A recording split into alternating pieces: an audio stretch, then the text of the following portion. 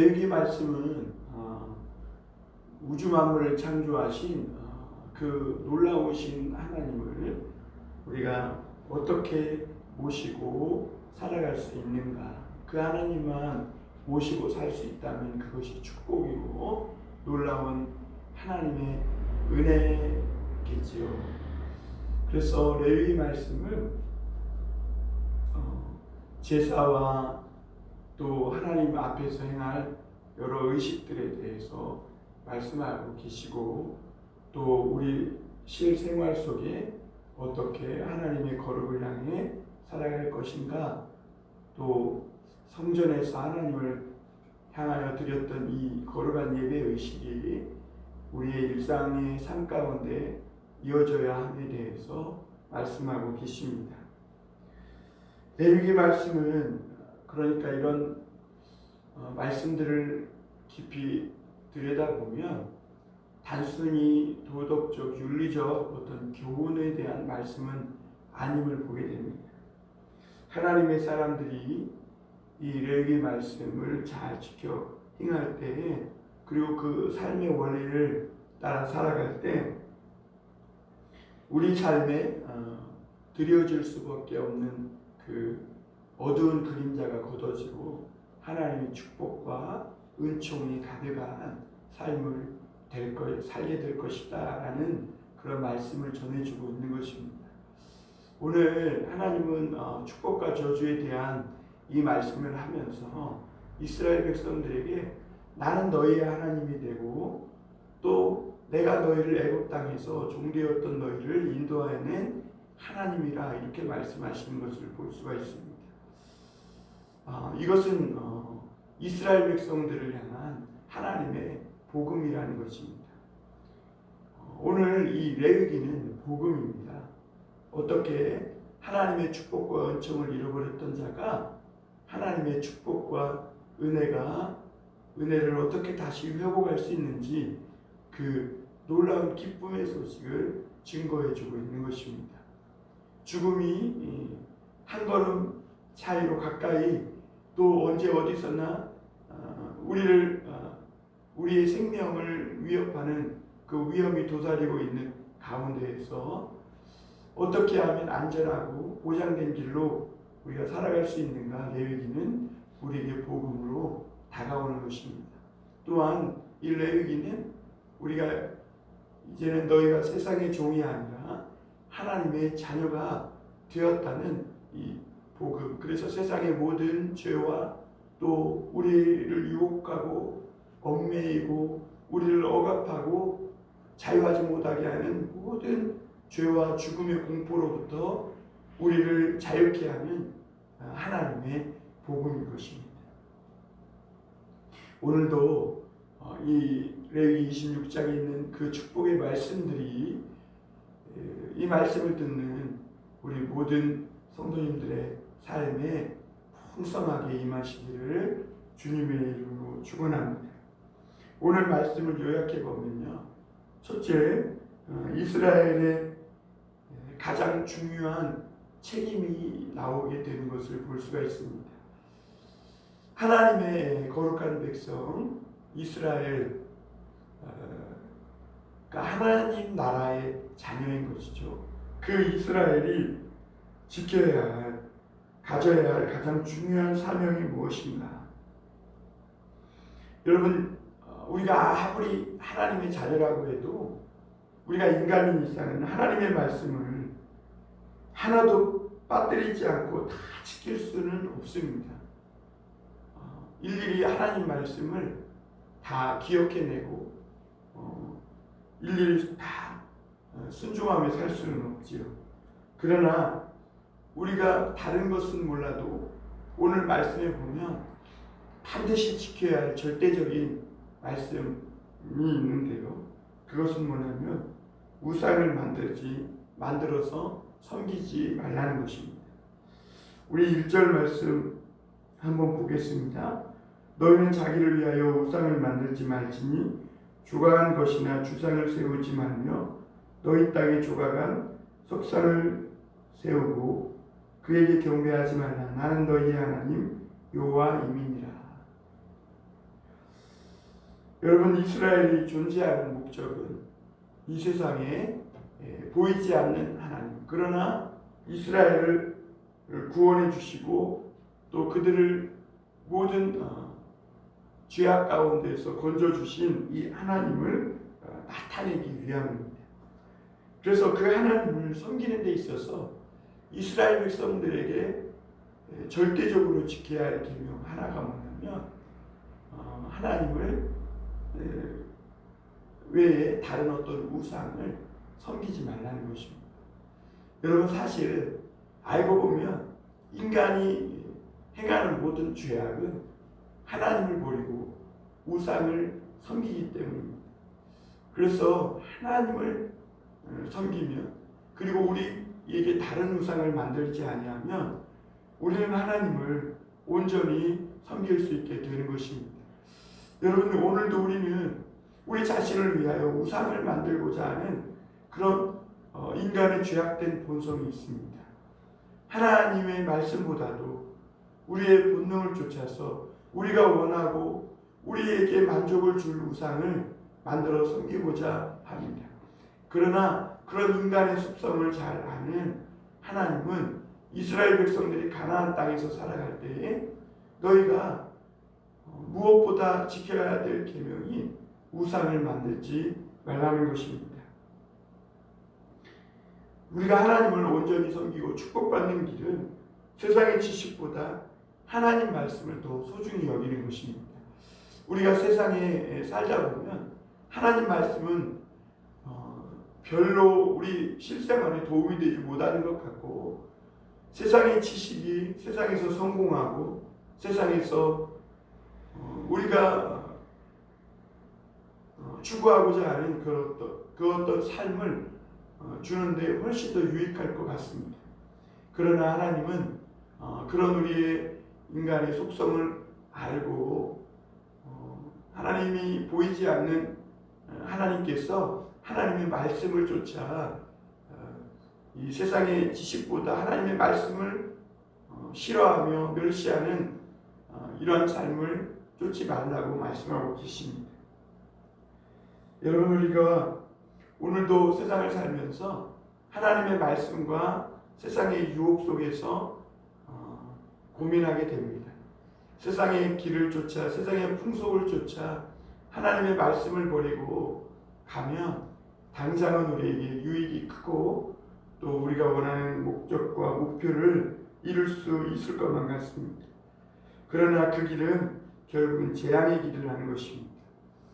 처음에는 우리를 달콤한 길로 또 우리가 원하는 길로 인도하는 것 같지만 결정적인 순간에 죄의 유혹에 이기지 못해서 결국은 넘어지고 한순간에 죽음의 구렁텅이로 떨어지게 되는 것입니다.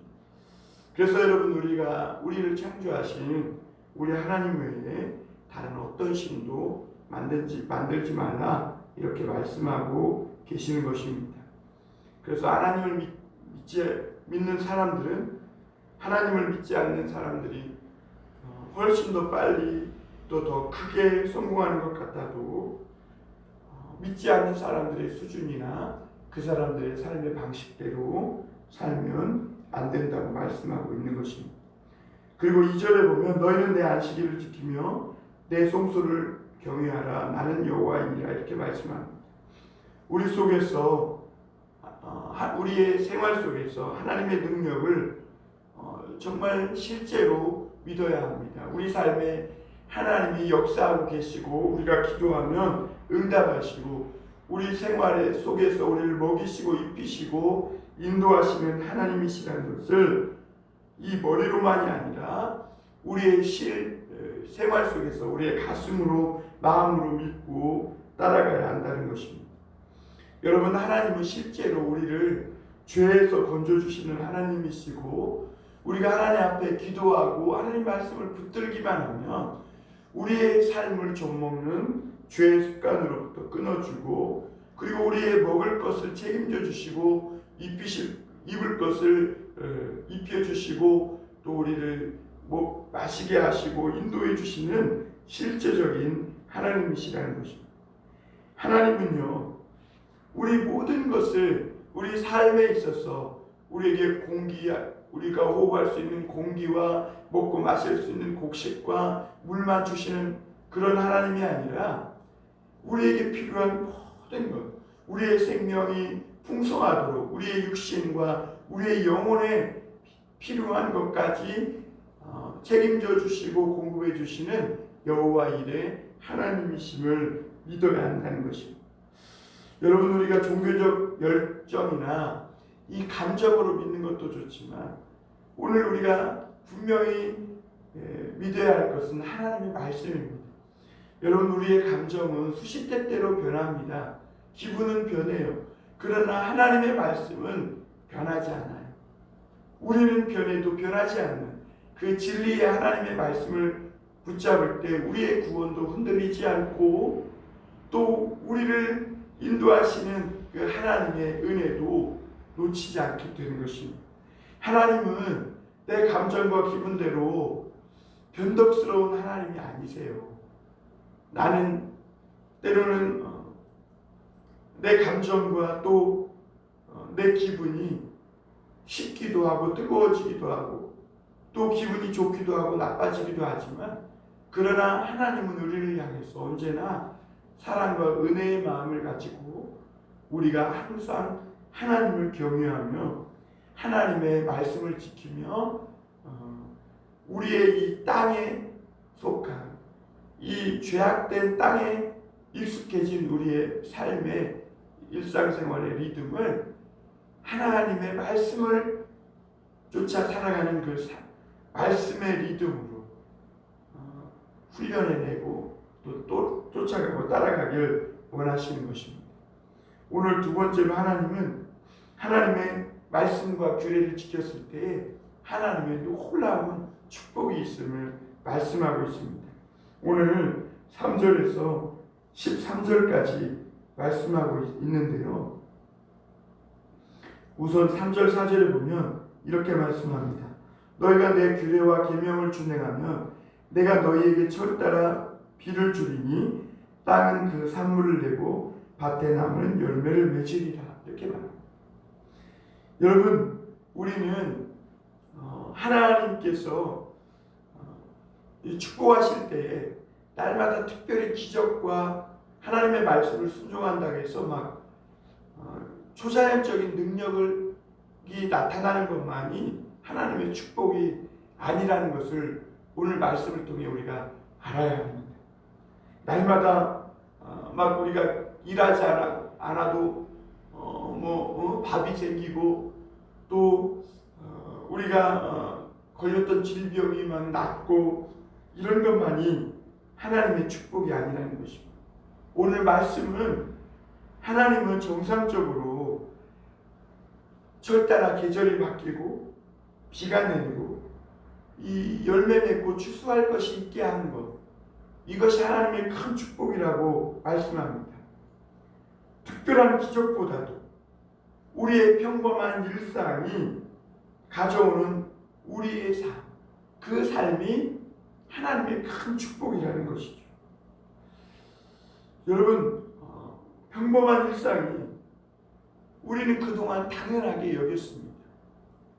오늘도 우리는 그저 아무 일 없이 어떻게 보면 권태스럽게 먹고 마시며 사람들과 어울리고 함께 수다 떨고 모여서 식사하고 대화하고 이런 것들이 우리의 평범한 일상이었는데 이것이 당연한 줄 알았어요. 그러나 여러분, 평범한 일상이 깨진 오늘날 우리의 삶이 어떻습니까?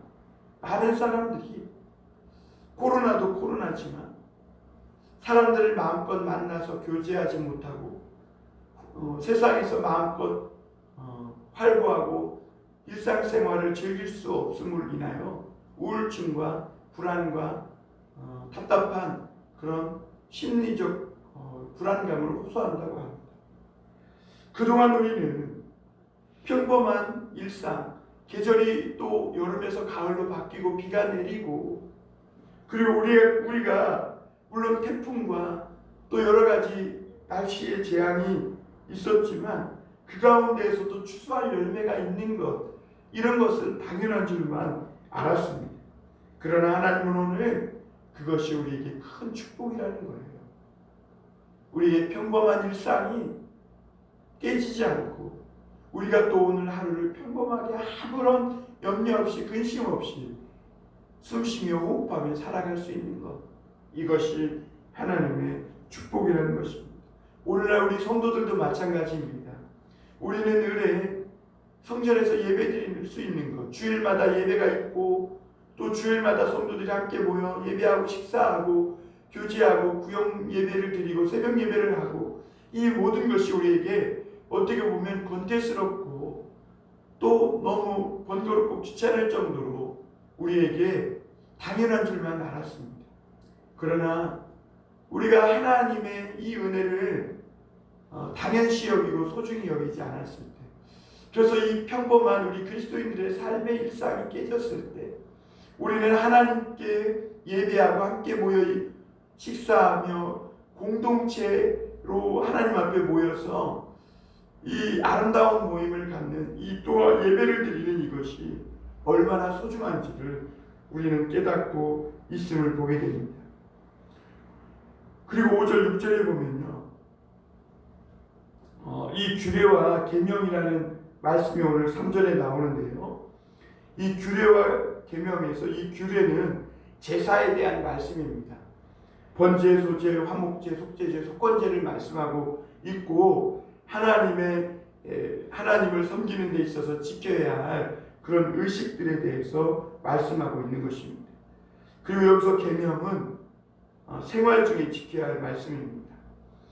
여러분, 우리는 하나님께서 그저 때되면 철을 바꾸시고 때되면 비를 주시는 줄 알았는데, 그것이 아니라 하나님의 사람들이 하나님의 말씀을 잘 지켜 살아갈 때 이런 비를 내리는 축복, 열매를 추수하는 축복을 주신다는 것입니다.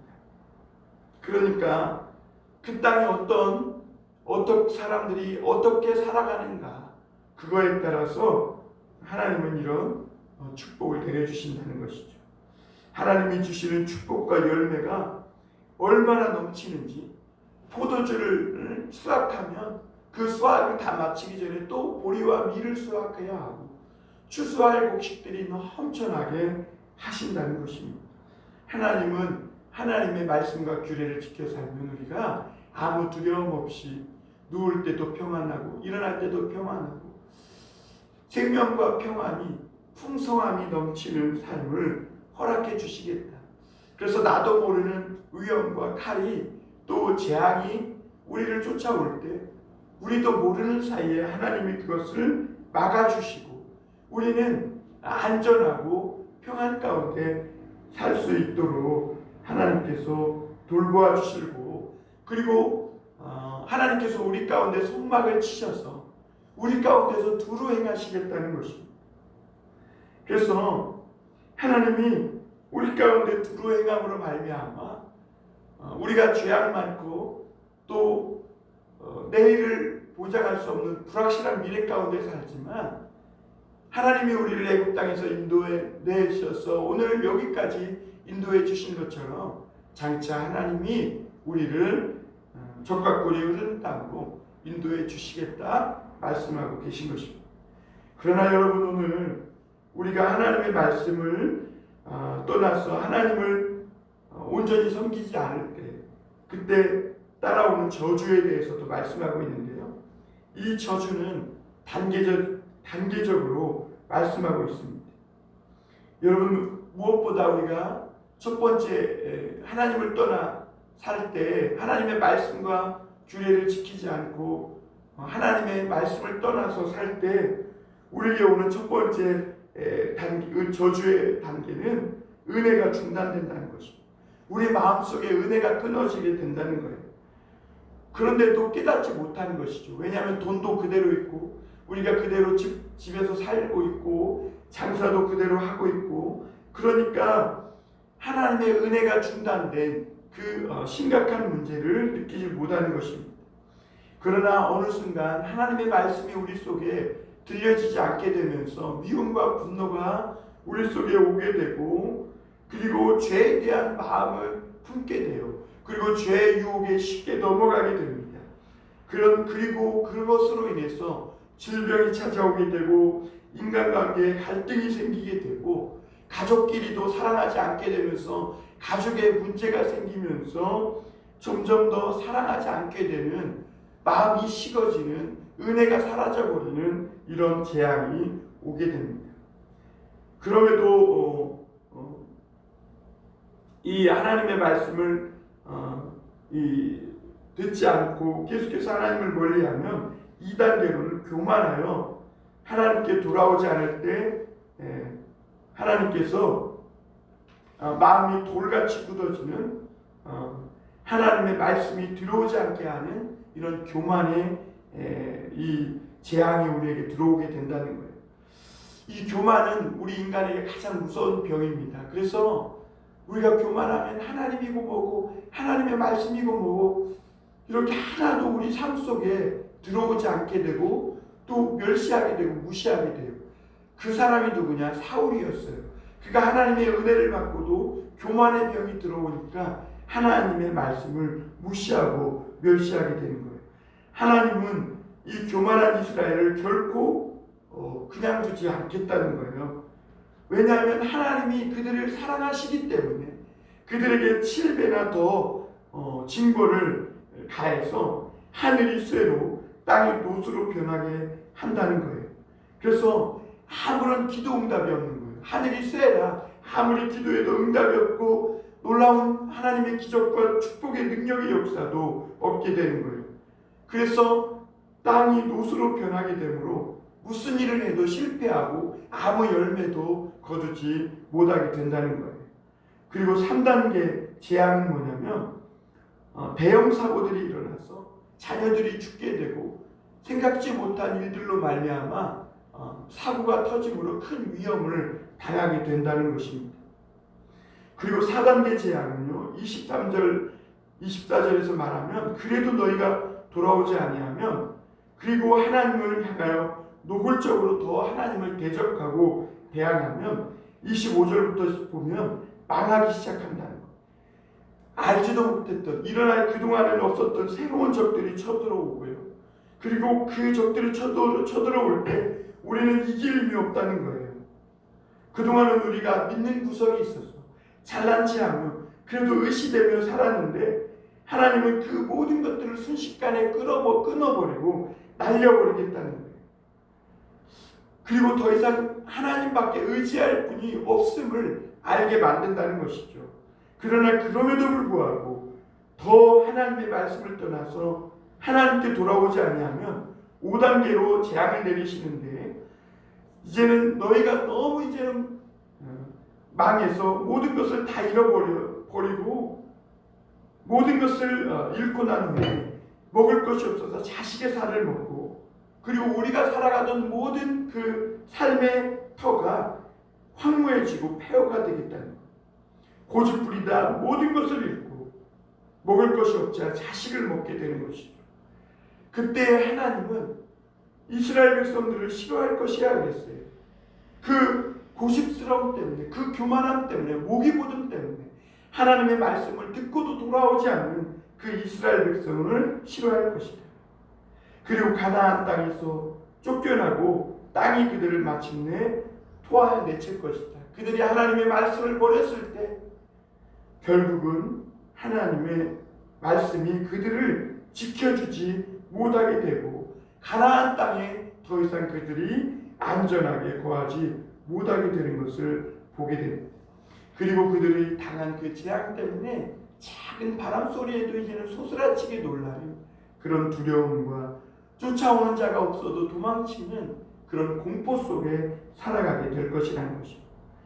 그리고 여러분, 마지막으로 40절 41절에 보면 하나님은 이스라엘이 돌아오길 원한다는 것이 하나님의 본 마음이라는 것을 알 수가 있습니다.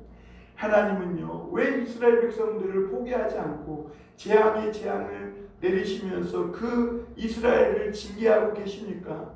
그들에게 왜 재앙과 저주가 따라오게 하십니까? 그것은 하나님이 그들을 사랑하시기 때문에 그들을 포기치 않고 돌아오게 하시기 위함입니다. 하나님이 이스라엘 백성들을 아들과 같이 징계하고 계신 것이죠. 사랑하는 성도 여러분, 하나님의 본 마음은 이 이스라엘 백성들이 하나님께 돌아와 하나님의 말씀을 즐겨 순종하며 축복 속에 살아가는 것입니다. 하나님은 오늘 41절에 보면 할례받지 아니한 마음이라는 말씀을 하는 것을 볼 수가 있습니다. 돌처럼 딱딱한 마음, 정말 굳은 마음.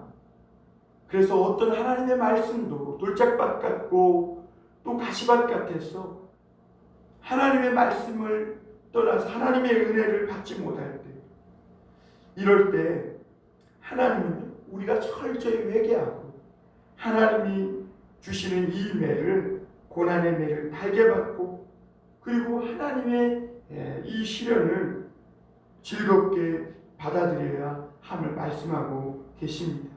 하나님은 그런 이스라엘을 보시고 이스라엘 백성들이 하나님의 매를 맞고 하나님의 이 고난을 주시는 이 고난을 통해 그들이 철저하게 낮아져서 회개할 때, 그때 하나님은 우리를 불쌍히 여기시고 돌이키사 언약을 기억하시고 다시 우리를 하나님의 축복 속으로 인도해 주시겠다는 것입니다. 여러분, 하나님은 하나님의 살아계심을 나타내기 위해 우리를 구원해 주셨습니다. 하나님 앞에 우리가 교만하고 고집 피우면 하나님은 우리를 인생 징계의 막대기로 우리를 징계해야 하시는 것입니다. 단단하고 굳어진 우리의 마음을 깨뜨리고 낮추시기 위함인 것입니다. 여러분들, 우리 마음이 은혜 받는 마음이 되길 바랍니다.